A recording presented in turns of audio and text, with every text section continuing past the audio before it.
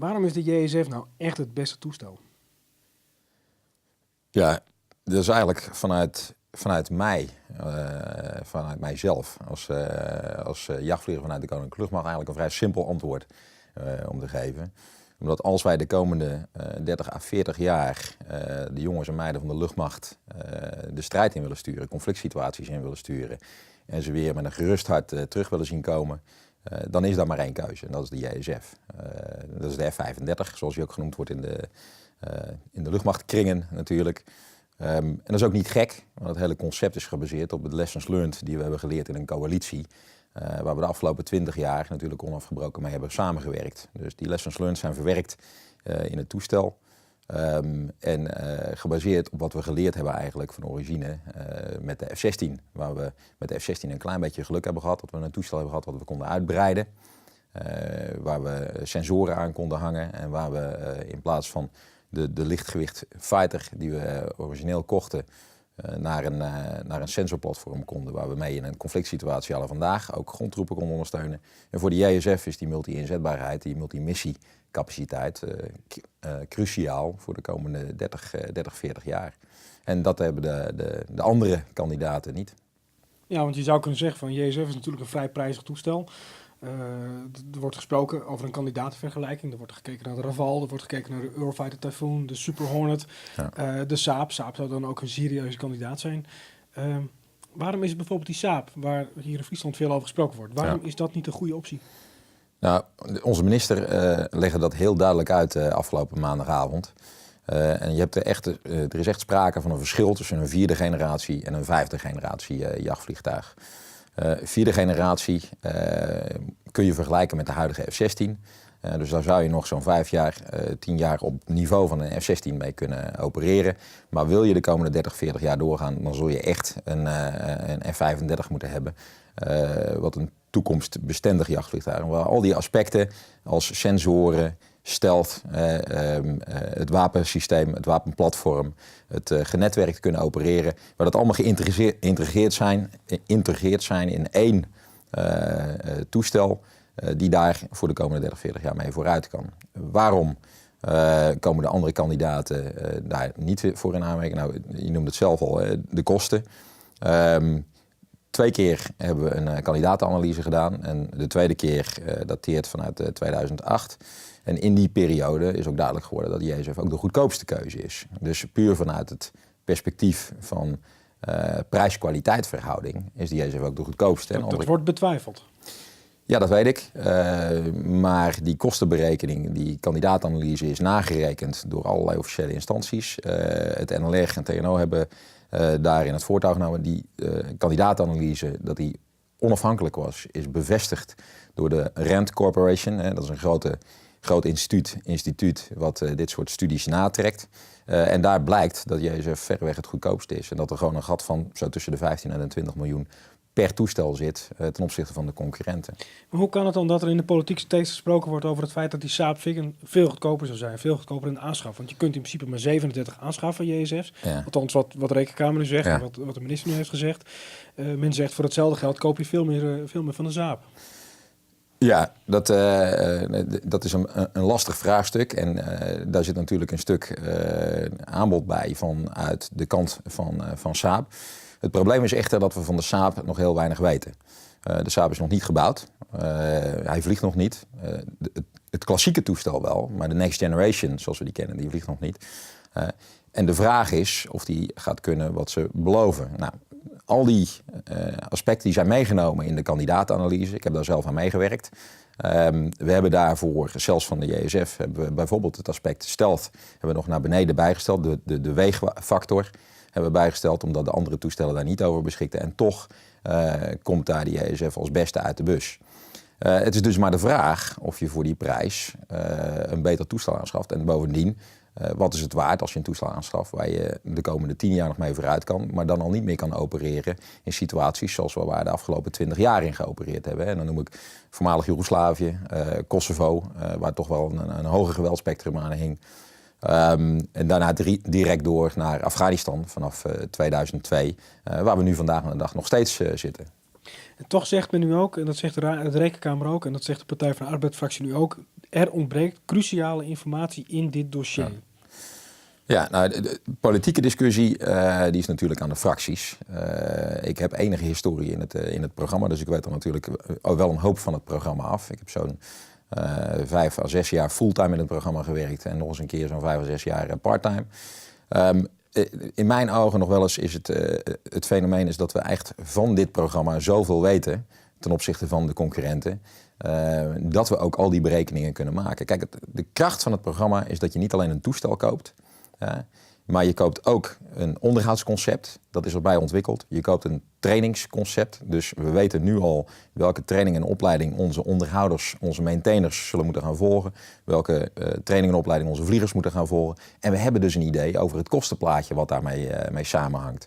We weten al dat er een Global Support Solution gaat zijn voor de JSF die wereldwijd het toestel moet gaan ondersteunen. Al dat soort zaken zijn nog onbekend voor de alternatieven die beoordeeld zijn. Dus aan de ene kant weten we veel over de JSF. En ja, een jachtvliegtuig is duur. Daar kunnen we eerlijk over zijn. Het zijn geen goedkope toestellen. Maar we weten zoveel dat we die berekeningen kunnen uitvoeren. En dan lijken het enorme bedragen. En dat zijn het natuurlijk ook.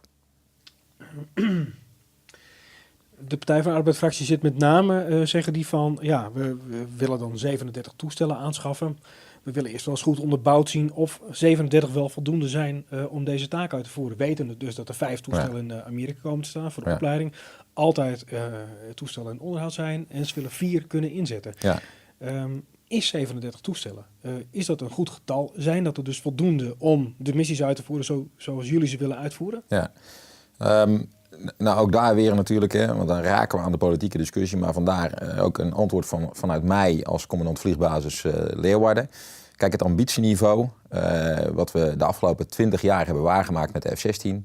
onafgebroken uitzenden in formaties variërend van 4 toestellen per keer tot 24 ten tijde van Kosovo. Ja, dat gaat niet meer. Maar dat moet je natuurlijk ook wel plaatsen in een groter en een breder perspectief van de bezuinigingen en de crisis waar we nu in zitten. Dus dat is niet zo vreemd dat we in dat licht keuzes moeten maken binnen de BV Nederland. Nou,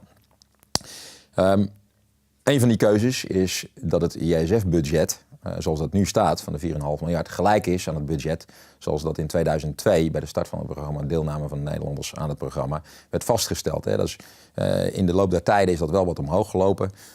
Tot aan 2009 6,8 miljard ongeveer. Maar sindsdien in de bezuinigingsronde weer naar beneden bijgesteld. Dus uiteindelijk zitten we nu met ongeveer hetzelfde budget als wat we in 2002 hadden. Voor dat budget wordt nu ingeschat dat we daar minimaal 37 toestellen voor kunnen aanschaffen. Nou, dan de vraag, is dat voldoende om de ambitie waar te maken? Dat ligt eraan wat de ambitie is. Als u mij vraagt of we daarmee uitzendingen voor onze rekening kunnen nemen, dan zeg ik ja, dat kunnen we. Want het is natuurlijk wel een nieuwe generatie toestel, dus de verhoudingen onderhoud en inzet liggen iets anders. Die lagen in het begin bij de F-16 ook anders. Dus dat kunnen we. Continue uitzendingen 20 jaar lang, dat gaat niet meer. Maar dat is een keuze die de politiek moet maken. Daar moet de politiek dus een ambitie en een visie op leggen. Ja, en in dat kader ben ik natuurlijk, en ook weer als commandant vliegbasis, ben ik heel blij met de uitspraak.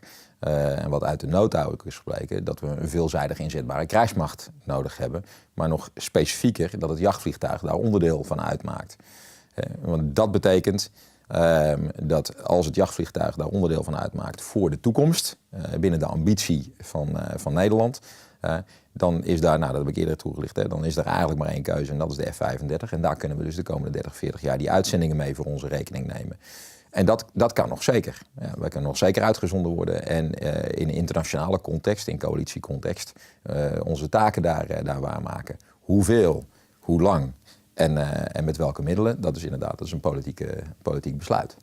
Ja, dan wil ik toch die politiek toch nog even bijpakken, want heel veel zaken worden uitgediscussieerd op Twitter. Er worden veel dingen beweerd. Ik leg u een paar dingen voor. Een vliegende Vira, Jasper van Dijk van de SP, Tweede Kamer. Ja. Is dit een vliegende Vira? Nee, absoluut niet. Ik zal niet ontkennen dat het programma natuurlijk in het begin duurder is geworden. Dat de kosten zijn toegenomen.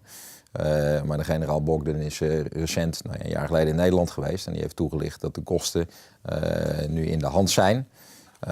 En ik denk ook dat de praktijk dat aantoont. Als je ziet dat de verwachtingen in Nederland hebben we een eerste testtoestel aangeschaft. En dat was een Low Rate Initial Production 3, fase 3 toestel.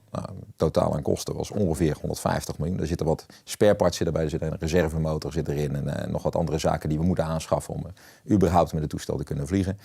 En dat we het LRIP 4 toestel, het tweede testtoestel wat we daarna gekocht hebben, dat daar het prijskaartje al van naar beneden was gegaan van zo rond de 110, 115 miljoen. Dus daar zie je dat die learning curve die verwacht wordt binnen de toestellen, dat die waar wordt gemaakt door de fabriek. En dus is het niet zo vreemd om dat door te trekken naar de jaren 2017, 2018, 2019, wanneer Nederland daadwerkelijk in de aanschaf gaat zitten. En dat de verwachting dan is dat ongeveer 62 miljoen per toestel de kostprijs gaat zijn. Wat we ook niet moeten vergeten is dat de kostenstijgingen over de afgelopen periode, en dan praat ik natuurlijk over een jaar of 10, 11... niet alleen maar zijn toe te wijzen aan het programma. Wordt vaak door elkaar gehaald. Nederland heeft in 2002 besloten om voor $800 miljoen deel te nemen aan het programma. Daar zitten we eigenlijk voor een dubbeltje op de eerste rij. Het is een enorm bedrag, maar we zitten daarmee voor een dubbeltje op de eerste rij. Want we ontwikkelen daarmee een toestel waar onze industrie kansen mee krijgt om daar in ieder geval in een hoogwaardige kenniseconomie technologisch mee te draaien. En daar ook in de onderhouds- en de sustainmentfase, de voortzettingsfase, om daar opdrachten in de wacht te slepen. Het duurder worden van het programma, het ontwikkelingsprogramma, heeft Nederland niets verder aan bijgedragen. Dat is voor rekening van de Amerikanen gekomen. En daarom zeg ik ook wel eens, we zitten daar eigenlijk voor een dubbeltje op de eerste rang. Want die $800 miljoen die we hebben toegezegd, die staan nog steeds. Die zijn niet groter geworden. Dat het programma qua kosten is gestegen, dat is duidelijk. Maar daar heeft Amerika natuurlijk ook de nodige aandacht aan besteed. En daarom zijn er ook ingrijpende maatregelen gekomen voor het Pentagon. Vanuit het Pentagon. Met dus geen vliegende Vira? Nee, absoluut niet. Je ziet dat er nu op dit moment, en ook dat is soms wel eens onduidelijk, maar op dit moment zijn er al meer dan 100 toestellen van de band gelopen. Er zijn al meer dan 6000 vlieguren geproduceerd. We vliegen met de 35, ik zeg we, maar wij natuurlijk nog niet als Nederlanders, want dat mogen we pas gaan doen als we een besluit hebben, een definitief besluit hebben. Maar ze vliegen op 7 verschillende locaties, dus ze vliegen wel. Het programma gaat goed. Er zijn natuurlijk uitdagingen, die zijn er altijd op zo'n programma. Maar op dit moment zien we dat met een goed gevoel, met een gerust hart tegemoet. Nog eentje dan. De JSF vliegt niet 's nachts, ook niet bij regen. Achteruit kijken is onmogelijk. Ja, dit moet ook weer in perspectief gezet worden. U moet zich voorstellen. Ik ben de testrijder van een mooi Duits automerk. En ik krijg de nieuwste versie aangeboden en die moet ik gaan testrijden. En ik ben de beste testrijder. Ik kom terug naar een aantal rondes en ik geef aan dat er eigenlijk voor mezelf, er is eigenlijk niks echt mis mee. Dit is de beste auto waar ik ooit in gereden heb. Alles klopt. Maar ik ben wel de beste testrijder van dat merk. Dus ik ben het aan mijn stand verplicht om daar natuurlijk kritisch te worden. En wanneer je heel kritisch wordt, dan kun je je toe gaan spitsen op details. Nou, achteruitkijken is zo'n mooi voorbeeld. Een testrijder zou dan zeggen, het achteruitkijkspiegeltje is wat klein. Achteruitkijken in het totale concept van de JSF. En dat zeg ik vanuit mijn ervaring en ook meegewerkt hebben aan de ontwikkeling van het toestel. En ook meegevlogen hebben in de computer simulatie-events die we gedaan hebben. Achteruitkijken in de JSF is eigenlijk niet zo relevant voor het operationeel concept van hoe we hem in willen gaan zetten. Dus dat zijn dingen die zijn er uitgelicht in de discussie. Die worden uitvergroot. Maar in realiteit zijn ze eigenlijk niet zo relevant. Nou, in diezelfde categorie, JSF vliegt niet bij nacht. Dat is niet waar. De JSF is gewoon all-weather inzetbaar. Sterker nog, daar ligt zelfs een toekomst. En daar ligt zelfs het grote voordeel wat we hebben ten opzichte van de 4e generatie fighters. Dat we, niet alleen bij nacht, want dat kunnen sommige 4e generatie fighters ook. Maar ook bij alle weersomstandigheden die troepen op de grond kunnen ondersteunen. Dus onafhankelijk van direct zicht op de grond. Vliegen bij onweer? Ja, onweer. Nou, alle straalvliegtuigen, alle toestellen, alle vliegtuigen zijn gevoelig voor onweer natuurlijk. Dus ja, we gaan onweer vermijden, maar dat doen we in onze F-16 ook al. Waar je praat met elektrische systemen is blikseminslag niet iets wat je wil hebben. Dus dat is een hele logische. Maar daar opereren we nu ook al omheen. En de JSF, alle systemen in de JSF zijn erop gebouwd. Op ook weer een stuk redundancy. Dus weerstand, waardoor als in één systeem uitvalt, een ander systeem het overneemt. Dus daar wordt in de ontwikkelingsfase daarmee aan gewerkt. Maar ja, nee, direct onweer. Daar is geen enkel toestel, geen enkel vliegtuig blij mee. Het Amerikaanse TNO zou gezegd hebben, can't turn, can't climb en can't run. Ja, nou, de JSF kan dezelfde hoeveelheid zwaartekrachten opbrengen als de F-16. Hij kan tot 9G. Het toestel is alleen anders. Het heeft een interne wapenlast. Daardoor ziet het er wat logger uit.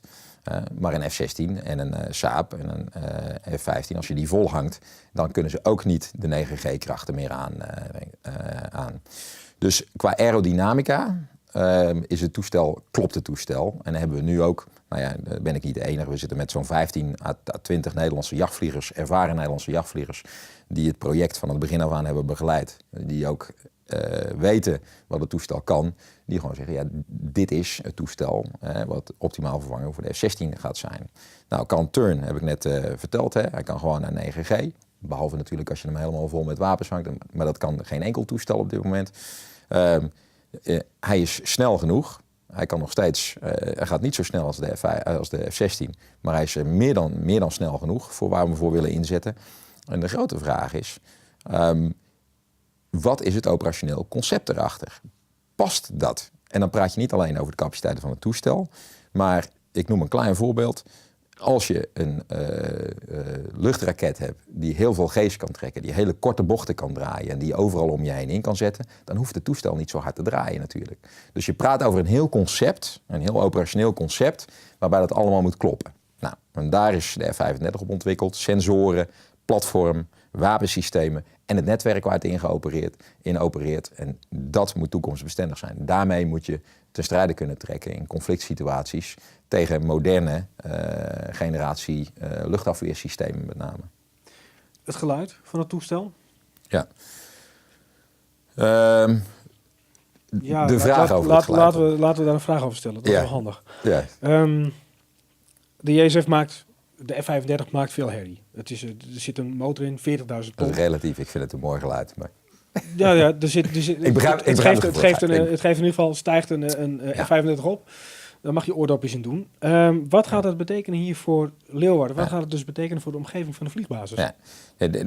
Even, ik maak er natuurlijk een grapje, maar we zijn er heel serieus mee bezig. Ik vind, tekenend hiervoor is ook dat we natuurlijk ook toevallig in 2008, oktober 2008, is toen mede op Nederlands initiatief zijn er geluidsmetingen geweest in Edwards.